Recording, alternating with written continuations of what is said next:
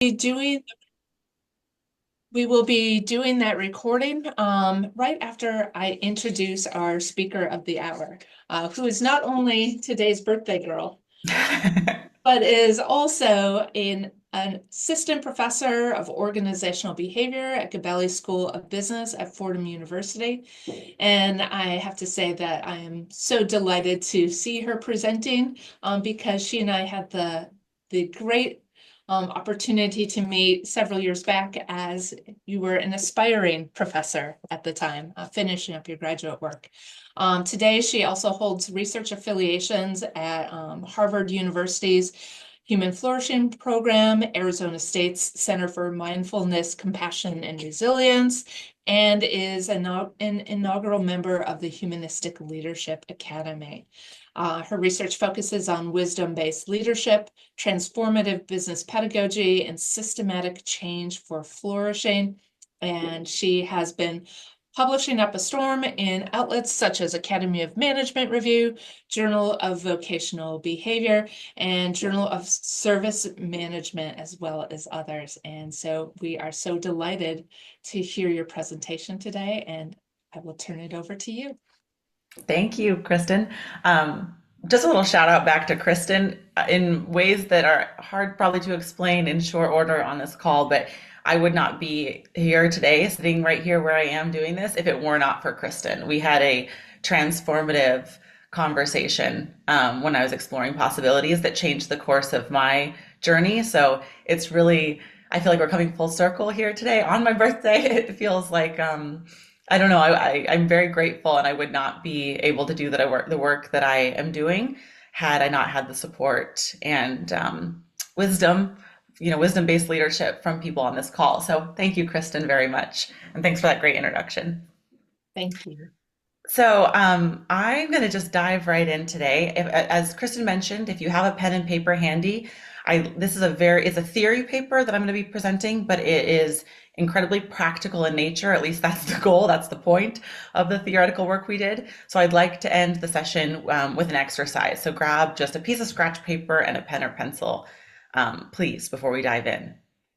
All right. Any questions before we get started? Okay, let me share my screen again here.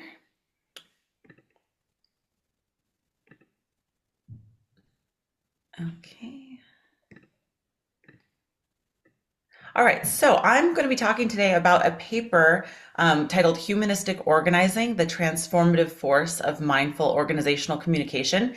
And this is a paper that my colleagues, Chris Reyna, Boris Brummans, and Michael Pearson, who you know well, and I published last year in Academy of Management Review. And we published this paper in a special issue focused on how to create a positive new normal. And what was really cool about this special issue is that, as many of you probably know, Academy of Management Review historically tends to publish very traditional mainstream work. And humanistic management, humanistic organizing, that kind of genre or topical domain has not seen a lot of ground in Academy of Management Review. But this special issue was an invitation to think boldly and to think, how can we theorize not about what is already occurring in our organizations, but what we would like to see occurring? And so this sort of invitation for this type of theorizing is pretty rare. Maybe we're going to see more of it going forward. I certainly hope so. But it gave us the opportunity to envision a new normal that we would like to see if we could kind of dream up what organizations could look like, not just what's going on currently. So for that reason, I'm super excited about this paper because it took a lot of imagination in addition to, theorizing horsepower. Okay. So we start off with this premise that the workforce is experiencing a polycrisis, in fact, a swelling polycrisis. Polycrisis meaning we have multiple shocks to our system as a workforce, and which are co-occurring and increasing rapidly. We have volatile trading markets, disruptive AI, threatening international conflict, increasing globalization, which obviously has positives, but includes multiple conflicting pressures at times, climate change, widespread layoffs, and we are at the kind of tail end of a global health crisis. So with all of that, employees are experiencing a lot of burnout. They are anxious and they are increasingly disengaged from work. We see this in quiet quitting, the great resignation, and other trends that are detrimental to not only the organization, but the employees within the organization. And probably we would say that is the primary concern. In order to quell and mitigate this crisis or this polycrisis, companies have been and continue to offer mindfulness trainings to mitigate employee stress. And I'll talk in a moment about what mindfulness is. But this is actually a statistic that kind of surprised me. In 2021, and this has been increasing, so now we're 4 years later, but in 2021, 52% of US companies or organizations offered some form of mindfulness training. So over half of our organizations in 2021. What is mindfulness? Well, that is a topic, or I guess I would say that's a topic and a practice, a philosophy, a religion. It is a concept that is widely debated what mindfulness is. But we draw on, just to begin our conversation, we'll draw on Kabat-Zinn's definition: noticing what is unfolding in the present moment with intention, curiosity, and a beginner's mind. Kabat-Zinn's definition of mindfulness and then subsequent practice of mindfulness is what we primarily see being adopted in organizations as part of that 52% of US organizations that are offering some form of mindfulness training. This is generally what they're talking about: a special type of awareness focused on noticing what is unfolding in the present moment, being intentional with our attention, bringing curiosity instead of judgment to how we see the world, and then bringing a beginner's mind to our interactions with other people, with material phenomena, with our internal worlds. So that's kind of what kind of mindfulness is being utilized. However, there is an ongoing debate about the efficacy and even the ethics of offering mindfulness in organizations. So on the one hand, research has shown mindfulness increases compassion. It increases our ability to work effectively with other people, deepens our interpersonal relationships. It decreases individual stress. It results in more productivity in organizational context because of the way that it focuses our attention. So we're seeing a lot of really helpful, positive outcomes from mindfulness in organizational contexts. However, on the other hand, some scholars, Purser to be kind of the primary critic of mindfulness, but some scholars suggest that mindfulness, because it is so, the way it's practiced in organizations is so focused on helping individual people deal with their dysregulated emotions, helping individual people become more compassionate, become more focused, have better attention, become therefore more productive. The critical side of the debate suggests that mindfulness can actually be used to pacify employees so that they are better workers, so that they are more productive, so they are less stressed out and therefore can get more done. So they are more compassionate, therefore are better team members so that they can get more done, so that they have less emotional dysregulation and can focus more in the workplace so that they can get more done. So the idea here is that mindfulness is being instrumentalized in organizational contexts for the sake of productivity and profit. Surprise, surprise, right? Within organizational contexts, that we would instrumentalize well-being. What a shock, right? But that is the critical side of the debate, which we suggested in our paper really needs a further look, because so far up until this piece, a lot of the criticism around mindfulness being used to pacify employees and make them better little workers really just surfaced the problem, but didn't offer a viable solution for how mindfulness could actually be used in a way that people experience balanced flourishing, not just to become better workers for the sake of profit, but actually to become more, to flourish more and have more well-being in their lives at large.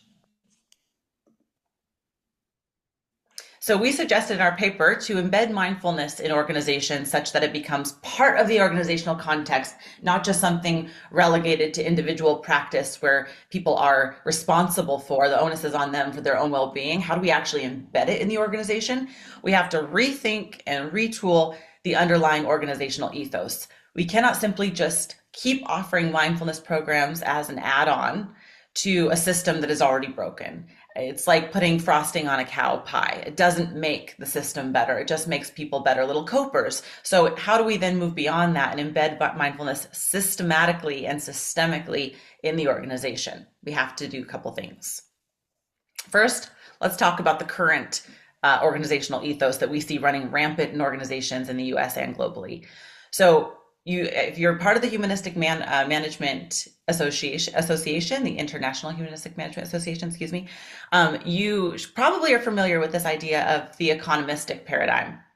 So this paradigm, in the ethos that kind of emerges from this larger paradigm, puts profit above all else. So no matter what, profit is foregrounded, productivity is foregrounded, production is foregrounded. And this ethos runs undercurrent to all of the organizational practices, procedures, and protocols, including wellness. So this would mean that when an organization offers an exercise program or a company retreat or a mindfulness training, for example, that it's done for the sake of profit. This is the business case for well-being. And this is what we are currently seeing a lot of in organizations today, unfortunately. This economistic ethos is based on either or thinking. And this either or thinking is deeply embedded in our organizations, that we believe we can either have profit or we can have human flourishing. And if we aim for human flourishing, it is for the sake of profit. The business case is based on either or thinking. But either or thinking also runs deeply within our kind of the way our psyches work and how we think. I won't get into too much now to why that is, but either or thinking is a big problem individually and collectively in a larger sense. But that's where the economistic paradigm really comes from, is this either or. Now, we center on a new humanistic ethos that centers dignity above all else, that is not based on either or thinking, but instead suggests that we should care first and foremost about human beings, about human dignity. And while doing that, a happy side effect will be that we will be profitable. But profit isn't our main goal. Human beings are the main goal. This ethos, we suggest, should run undercurrent to all practices, procedures, and protocols, including, and probably especially wellness, but including wellness. The humanistic ethos is based on the human case for well-being, that humans are inherently important and that well-being should be foundational and central to organizing. And we draw this ethos from humanism, the study and philosophy of humanism. So we ground our theorizing in the protection of dignity, which reflects the intrinsic value of life in general, including the inherent and immeasurable worth of each human being. So what would mindfulness in an organizational context look like if we're grounded in human dignity, not in profit, even if it's silently grounded in profit? I'll stop beating that dead horse, but I just want to get that clear because that is foundational to our theorizing. So how can we organize humanistically? So what we do, it's kind of complicated, and I'm going to break it down to get this, keep this within the time frame.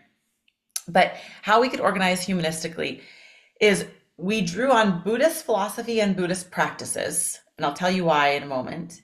We merged Buddhist philosophy and Buddhist practices with CCO theory, the communicative constitution of organizing perspective. And then from that, we developed mindful organizational communication, a framework or a roadmap for mindful organizational communication.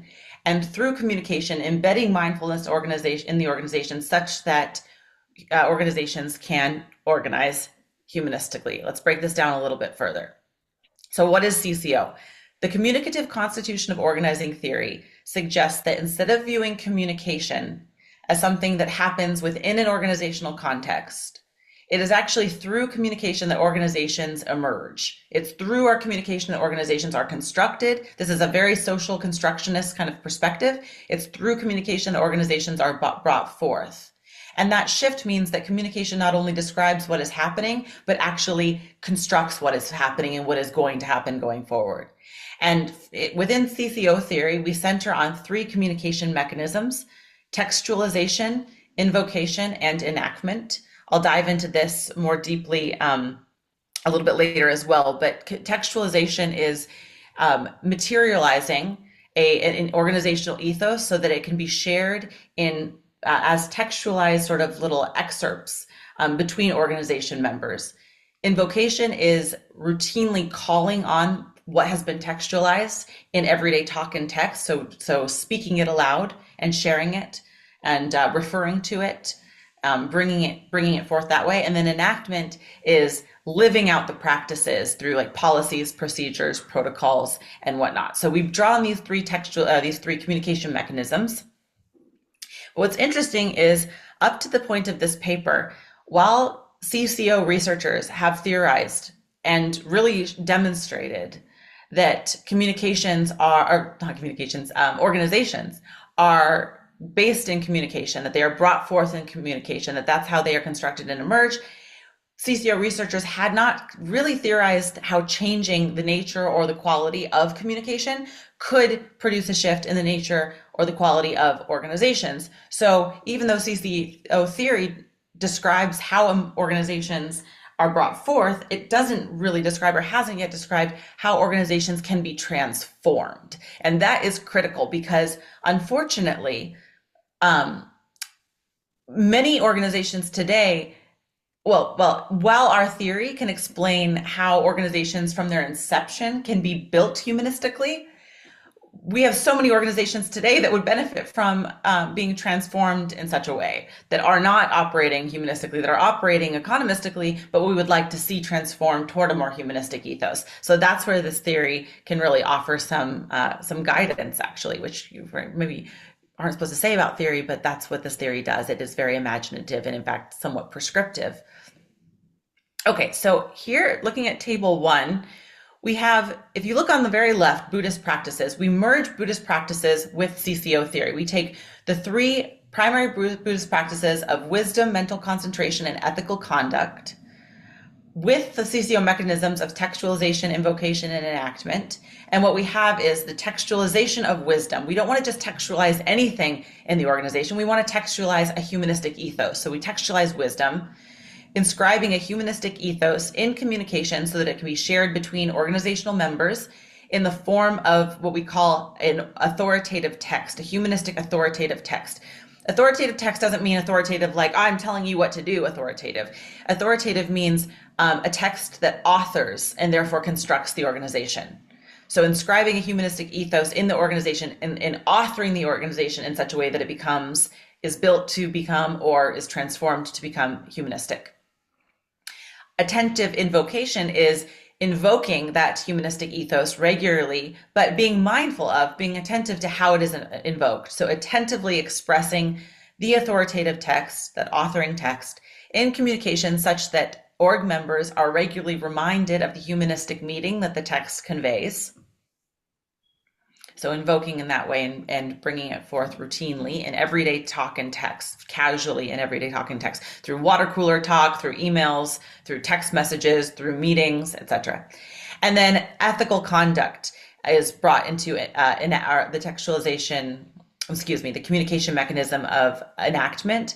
So we're looking not only at how what we textualize is enacted in the organization, but how it is enacted ethically in the organization. So acting out the authoritative text through the ongoing creation of and implementation and revision of humanistic organizing practices. So ethical enactment, what that really is about is how do we create policy or revise policy? How do we create protocol or revise protocol? How do we create procedure or revise procedure such that it is ethical in nature and that it enacts what we textualize and then are invoking in our organization?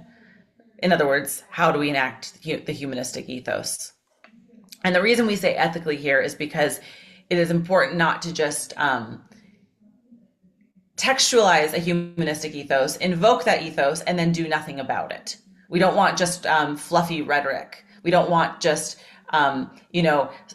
slogans or words that sound nice and sound humanistic, but when we really ground down to the policy, we don't see any change. We want to avoid that. So ethical enactment is the really incredibly important communication mechanism. It occurs through communication, but it is practical in nature so that we actually are seeing how those policies are being built or revised or shifted to become more humanistic. Okay, so how do we then what do we say a humanistic ethos? What exactly are we talking about here? Because even in the idea of humanism or a humanistic ethos could get a bit amorphous or muddled in the verbiage. So what are we talking about? we draw on Buddhist philosophy specifically to build out our humanistic ethos. We draw on three premises. One, that suffering exists in organizations and outside of organizations and within ourselves. Suffering has a cause, and that is attachment, craving, desire for something to be different than it is. And to reduce suffering, we must perceive of reality more clearly. And this is where we get really the meat of the theory here. So reality, we must see that reality is impermanent. So believe in the nature of impermanence. We must recognize and accept that we are interdependent with one another, that we are not isolated entities and individuals, that we all coexist and rely on each other. Just actually, as I was mentioning to Kristen earlier, I wouldn't be here if she and I didn't have this conversation 6 years ago. That is actually an incredible example of interdependence, and really acknowledging that interdependence, not seeing ourselves as soul, me, myself, and I. And then this one's a little bit harder to explain and grasp, at least for me, but this is the idea of non-self, that we are empty of any inherent existence. And I'll get to how we apply this to organizations in a moment, because the Buddhist philosophical idea of non-self can be a little like, whoa, but I'll explain what I mean. Okay, so we're going to look at these three individually. So impermanence. This reflects the shifting nature of reality. Nothing is constant. Everything is constantly in flux. Everything is constantly moving. We really don't have certainty about what's to come next. When we think we do, and we hope that we do, and we cling to that certainty, we suffer, because everything is impermanent. Change is the only constant, as we've heard, right? Suffering arises from a fundamental misunderstanding of this reality. We develop attachments to phenomena that will never remain the same, and so we then suffer. From an economistic perspective, we assume we can continue to grow, take, produce, consume. And why do we believe that? Why do our organizations operate from that perspective, that we can continue to just, take the resources from the world for our own benefit and not replenish, that we can continue to increase profits year after year, quarter after quarter? Why do we feel that way? We feel that way because we are not we organizations aren't operating from the understanding that it's impossible to continue doing that, because we will get to a point where we can't do that anymore. Things will constantly change, but we don't operate that way, right? So we need to believe in the nature of impermanence, recognize the nature of impermanence, so that we can have more wisdom when it comes to how we organize. From our theoretical perspective, we suggest that organizations must textualize, invoke, and ethically enact impermanence in their organizations to produce humanistic organizing. The next one, interdependence. This is the connected and mutually dependent nature of all phenomena, just like I was mentioning earlier with Kristen. Love that example, because it was right there and it was real. Our existence is bound up with the existence of everything and everybody else. When we ignore this principle, we see ourselves as cut off from the web of connections we operate within, and we suffer. And this is why mindfulness training in organizations doesn't really always work as intended, because when we see individual people as separate from everybody else and say, okay, Sophia, you need to work on becoming more mindful so that you have less stress and you can produce more, and that's up to you. The onus is on you. If that's how my leader operates, then I am seen as cut off from everybody else, and the system doesn't need to change. It's me as an individual that must change. And while mindfulness may help me as a person feel better, and yes, maybe produce more, doesn't solve the really larger issue at hand, that organizations are putting all this pressure on people to begin with so that they suffer. Okay, got a little left off tangent there, or on tangent, off topic. We suggest organizations must textualize and invoke and enact interdependence in order to produce humanistic organizing. And the last one, non-self, also referred to in the literature as de-centered self. This principle positions people not as singular entities, but as part of a process of becoming within a field of innumerable relations. Quoting my friend and colleague Boris Brumans there, both the individual and objects are devoid of any unchanging, eternal, or autonomous substratum. So we are essentially constantly in a state of becoming based on our interdependence with everything else. Okay, we suffer when we view ourselves as separate and independent from others. We suffer when we view ourselves as the center of our own worlds and organizationally as the center of our organization, or organizations as the center of their field or their industry, or profit as the center of the organization. So we can take this a principle and apply it in different ways.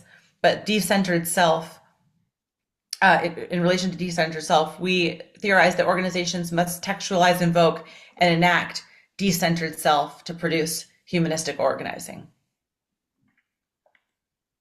So essentially, to transform our organizations, we must rethink an organization's underlying ethos to capture impermanence, interdependence, and decentered self.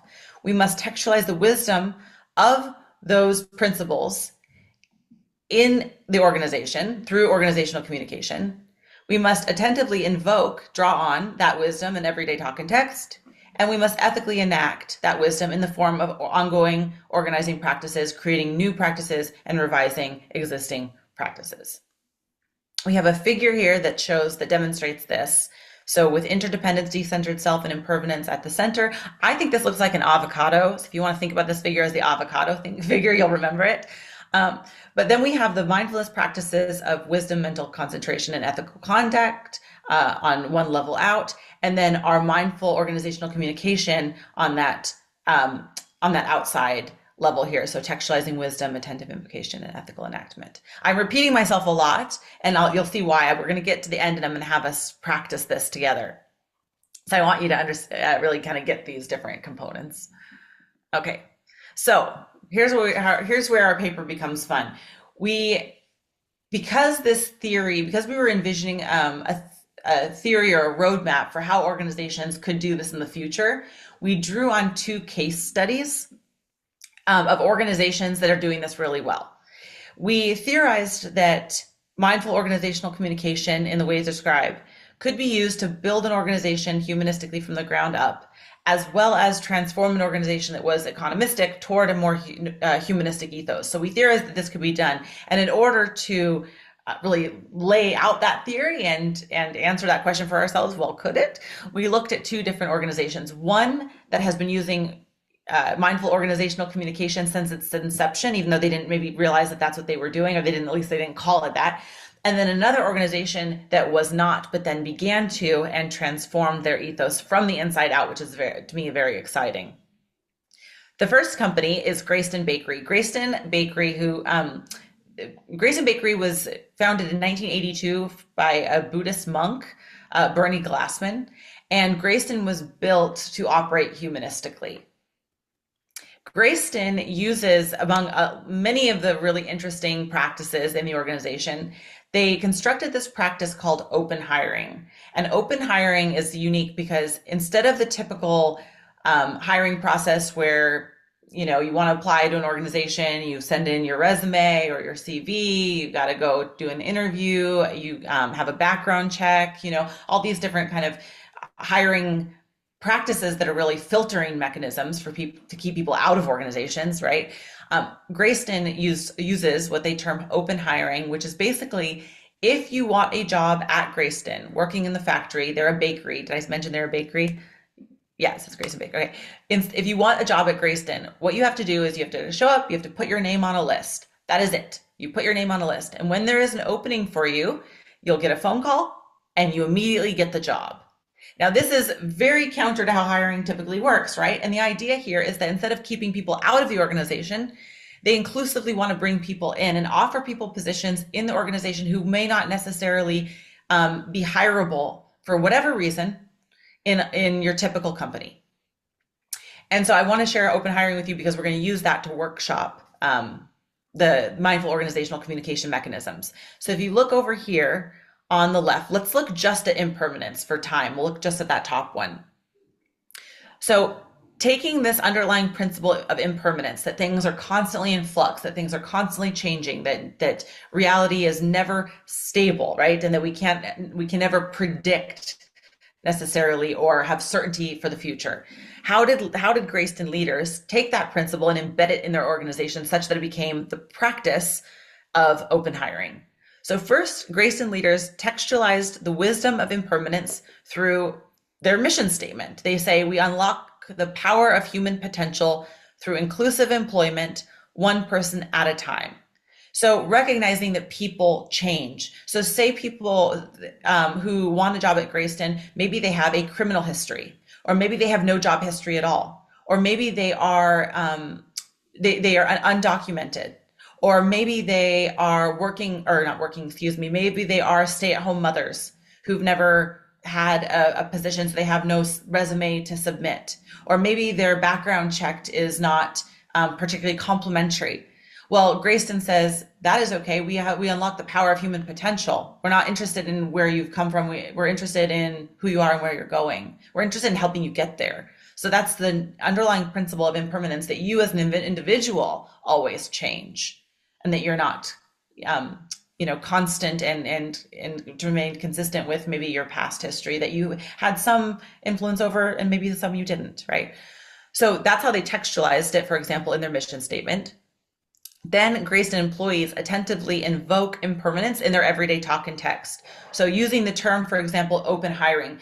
The term open hiring was the textualization device. They textualized the principle of impermanence in their hiring practice by calling it open hiring.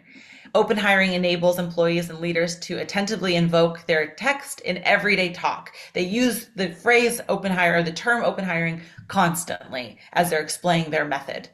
And then they don't just have this cool, term open hiring, it sounds nice, it's nice and fluffy, okay, makes people feel good. It's not just that.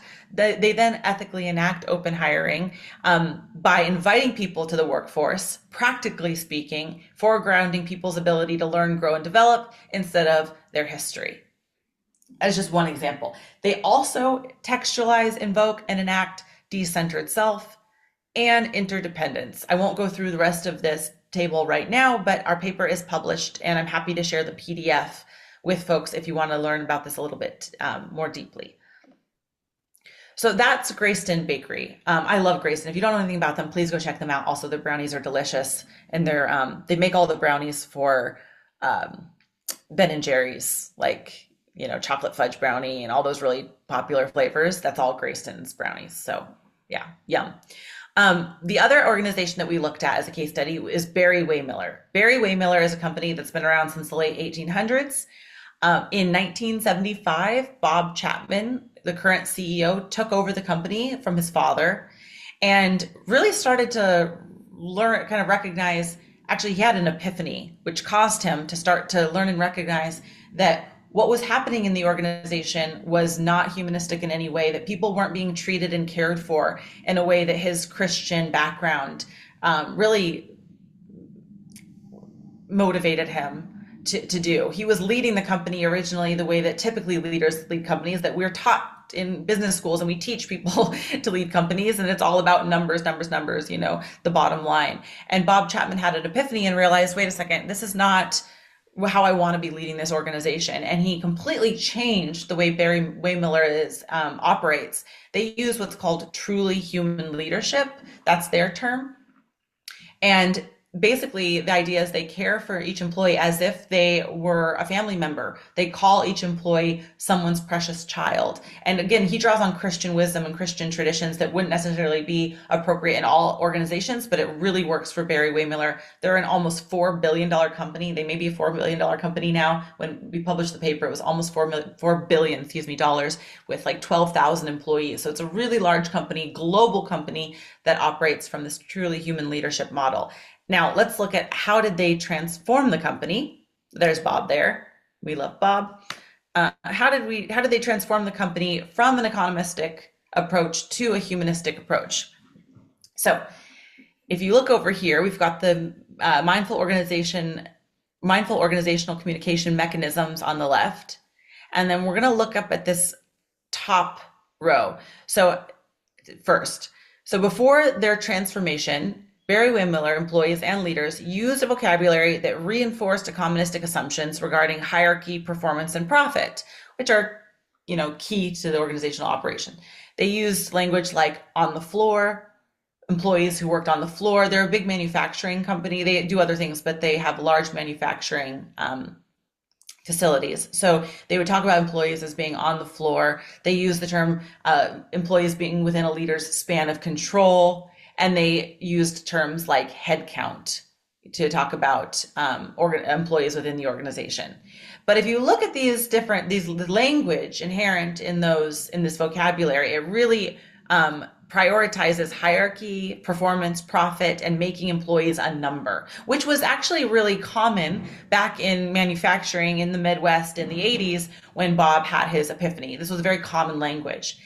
But after the Barry-Wehmiller transformation, employees and leaders created new vocabulary that challenges economistic assumptions and instead promotes humanistic alternatives. So instead of using numbers for the employees on their t-shirt, on their uniform, they started using employees' names. Okay, little small change, but really impactful when it comes to human dignity.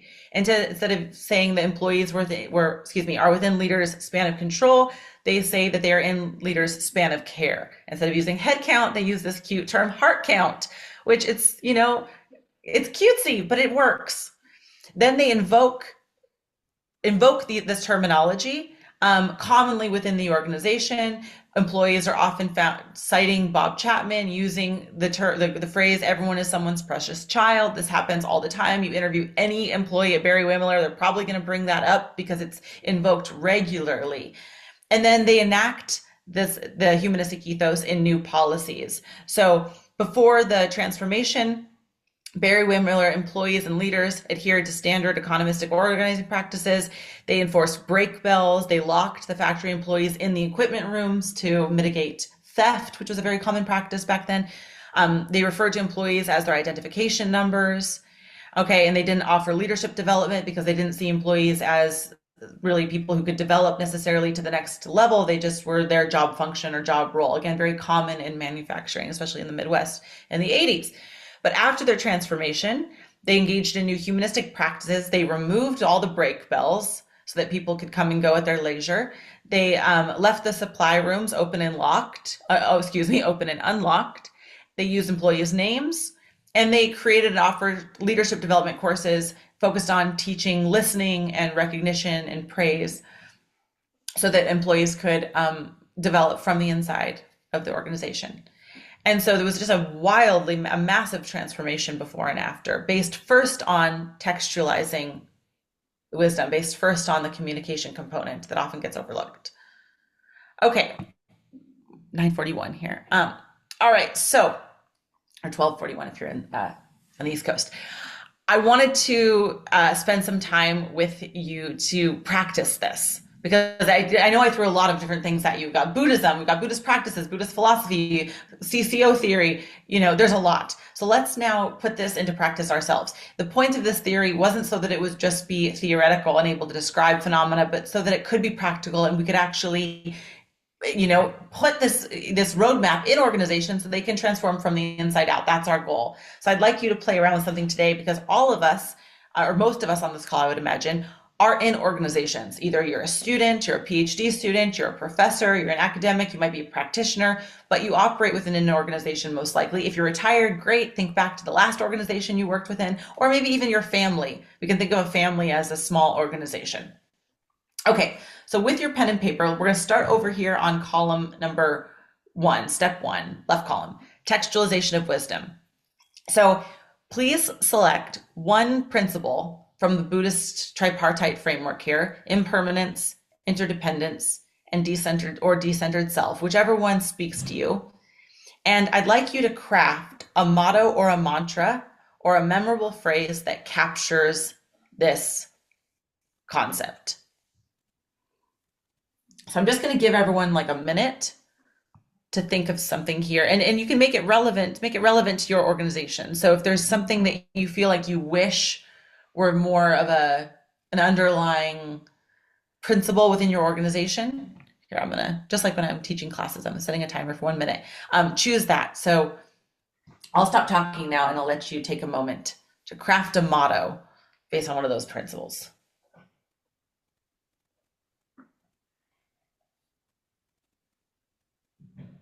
if you need a little, sorry, I'll jump in for just one more minute. If you need a little bit of inspiration, so Bob Chapman's motto, everyone is someone's precious child, that's his motto that became a textualization device that then uh, was enacted in policy eventually. So that would be a good example. Okay.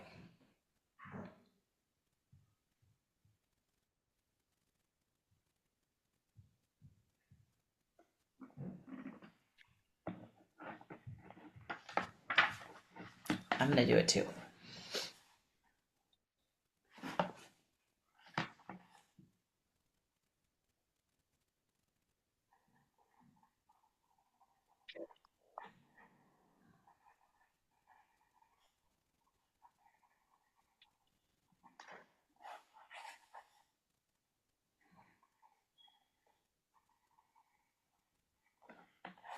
And don't overthink it.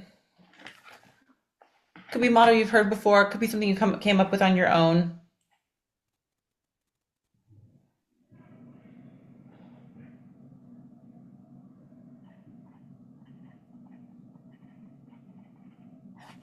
Okay. All right. So now let's put our mottos into the chat. So you don't have to write, you don't have to include, I'm going to do it too. You don't have to include which Buddhist principle you use unless you want to. We can kind of guess actually. If you put it into the chat and guess what they are. All right. So if everyone can take a moment and drop their, in quotes, drop their motto into the chat.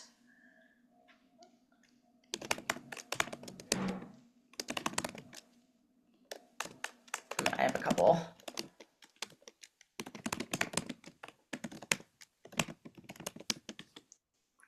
Okay, let's see what you got here. Okay, we are all in this together. Interdependence, excellent. Everybody matters and everybody wins. Great. That's interdependence probably, or decentered self, maybe decentered self. When one of us succeeds, we all succeed. Interdependence, awesome. You, me, and we were in this together. Yes, great. Be kind to others as we're all one, all part of one big family. Yes, I put in progress over perfection. Obviously, I didn't make that one up, but live in the flow of life. I made that one.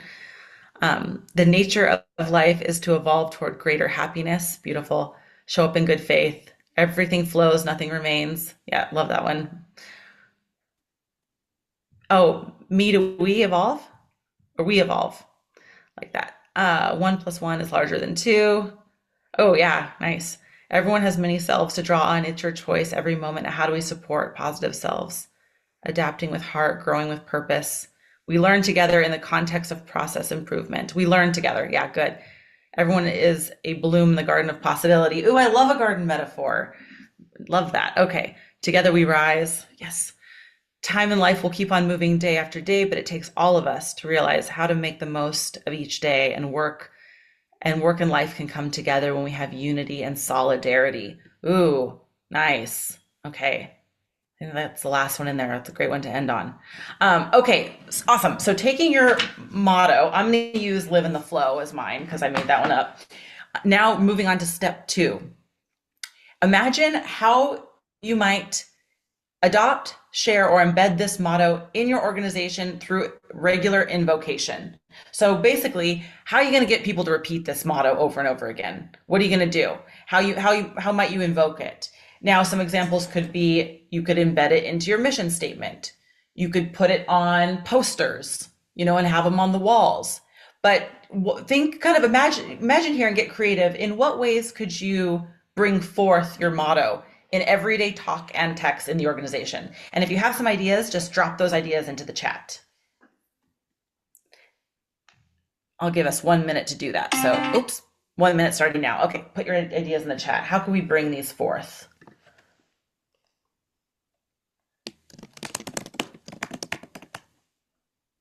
And it can be little or big. Don't worry about high impact right now. Just little ways that these can be braided throughout the organization.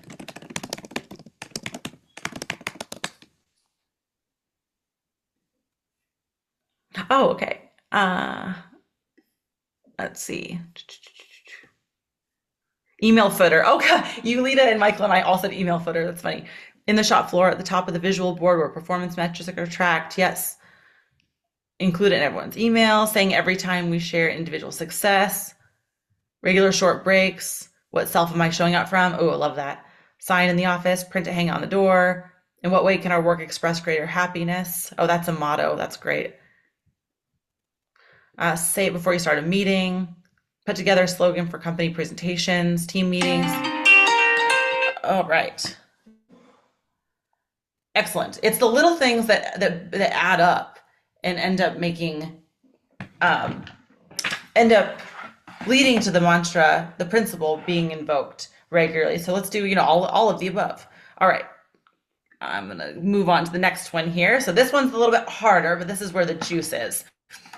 Okay, so based on your specific mantra, the one that you came up with, how could that mantra be, or that motto, that principle, I should say, be ethically enacted in your organization? So choose one standard practice. You can choose hiring if you'd like, because of the example with Grayston Bakery open hiring, you can use that one. If you want to pick a different practice, that's fine too.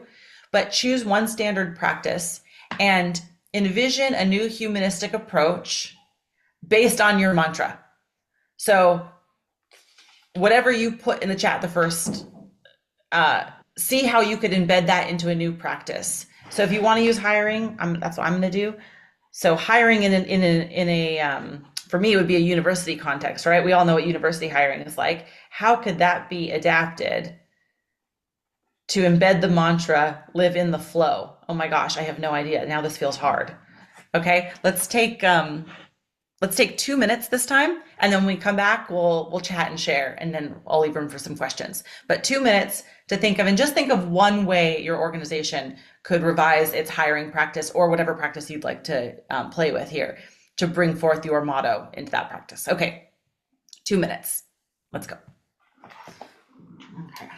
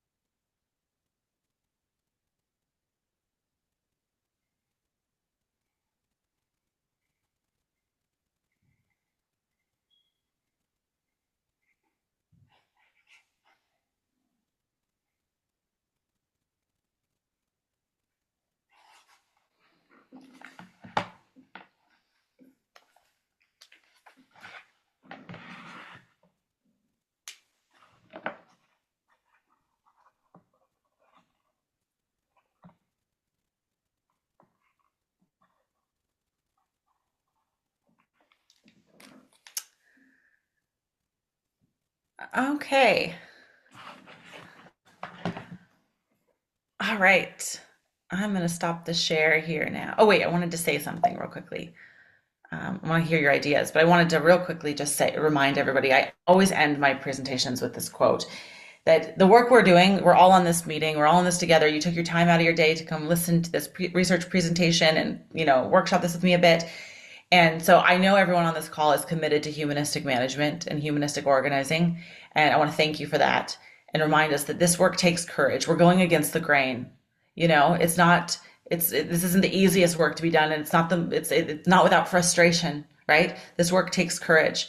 And as C.S. Lewis says, courage is not simply one of the virtues, but the form of every virtue at the testing point. So when we are pushed and we are tested, every virtue takes an immense amount of courage. So thank you. Thank you so much for being here with me today. Okay. I'd like to hear some of your ideas. So does anyone have a Does anyone have a policy revision for hiring or another practice at their organization based on your motto that you think you'd like to share with the group?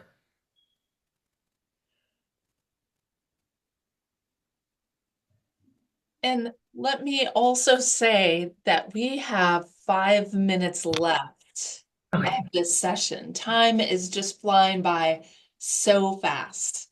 So if I can be so bold, if people have questions for Dr. Town, maybe this could be an opportunity to not just share what you have in the chat, but also to ask her. Okay. I took too much time. I'm sorry, Kristen. I went No, rogue. it was That so could good be. though, and it was so engaging, and I saw Yes. people being really actively involved, and I thought that that was another really fantastic way for us to engage as well. So that's why I just let us roll with this. But I do want to make sure if there's any burning questions here, we've got time for at least 2 questions. Um, hey, Dr. Town, can you hear me all right? I was trying to get my audio to work. Yes, I can hear you great. Oh, thank you. Yes. Hi, my name is William. I'm currently a fifth year PhD student in organizational psychology, or IO Psych, at Michigan State University. So I'm like working on my dissertation, and it's very much related, specifically focusing on dignity and kind of humanistic management and practice, and kind of trying to fuse that with some more IO and org behavior stuff.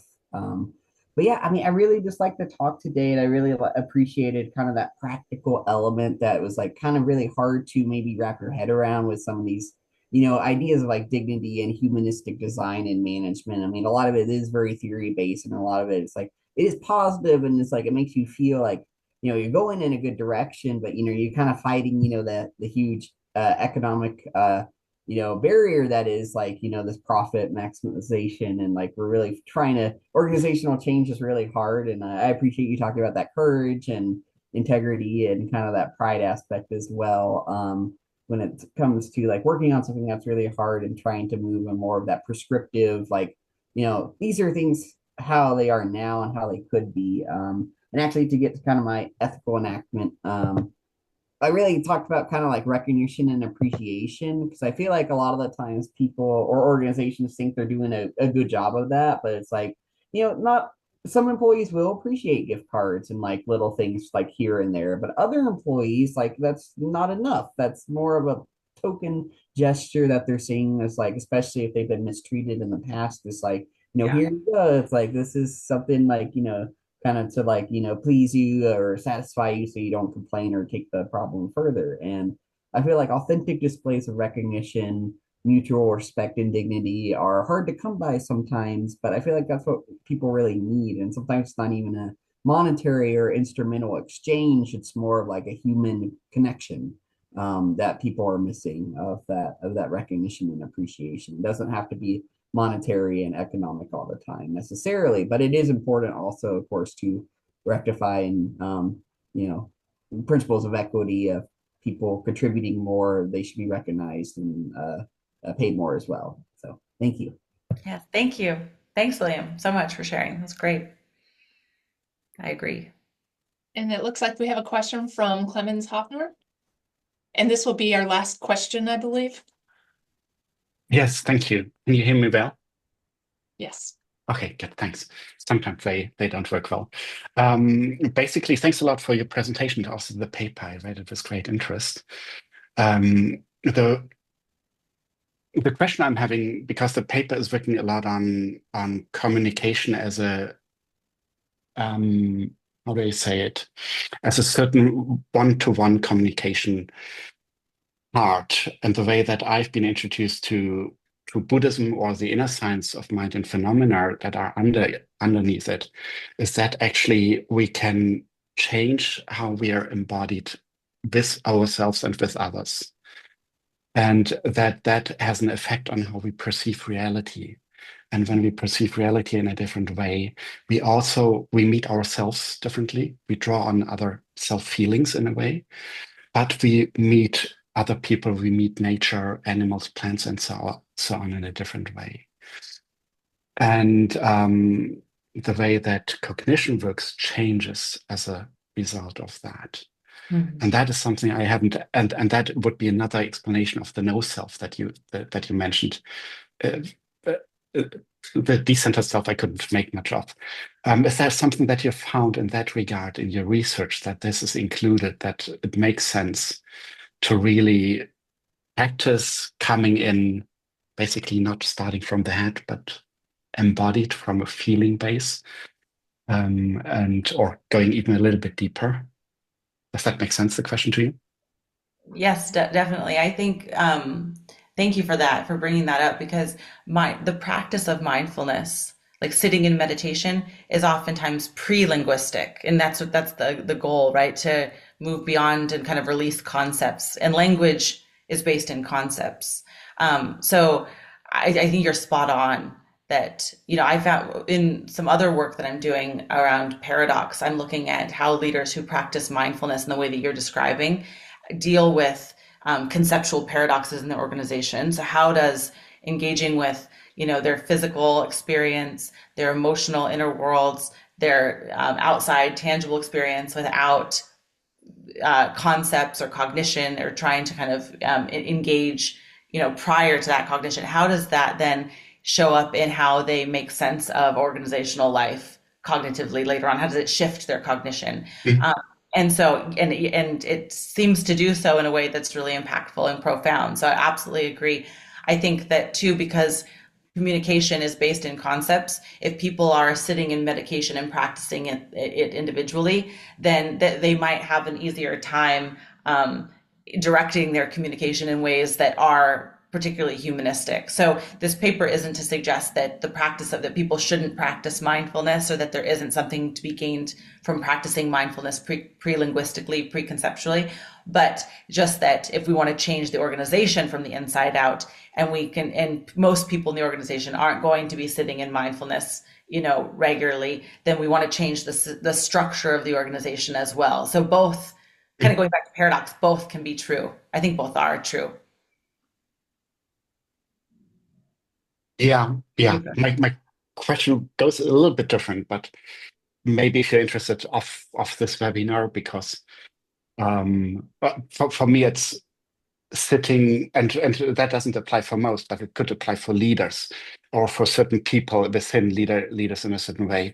It is sitting in, listening from a place of deep connectedness to self and opening up in a different way. And in that way, during communication happening, we can come from a different kind of embodiment where we are still listening and open to concepts, but at the same time, we have a different capacity available. Okay. Beautiful. Right. Well, Okay, thanks. unfortunately, that is our time for today. I have put a link to Dr. Town's article in the chat for everyone to see if you want to read that more. And I want to encourage you to join us for the final session of the semester, which will be April 28th, will be our final webinar. And finally, to give a big round of applause and appreciation for Dr. Town for sharing her research today. So thank you so much. Thank you. Thanks for being with me today. I really Yes. appreciate it. It was fun. And Thank thank you you, all for Sophia. joining us. Yes, thank you.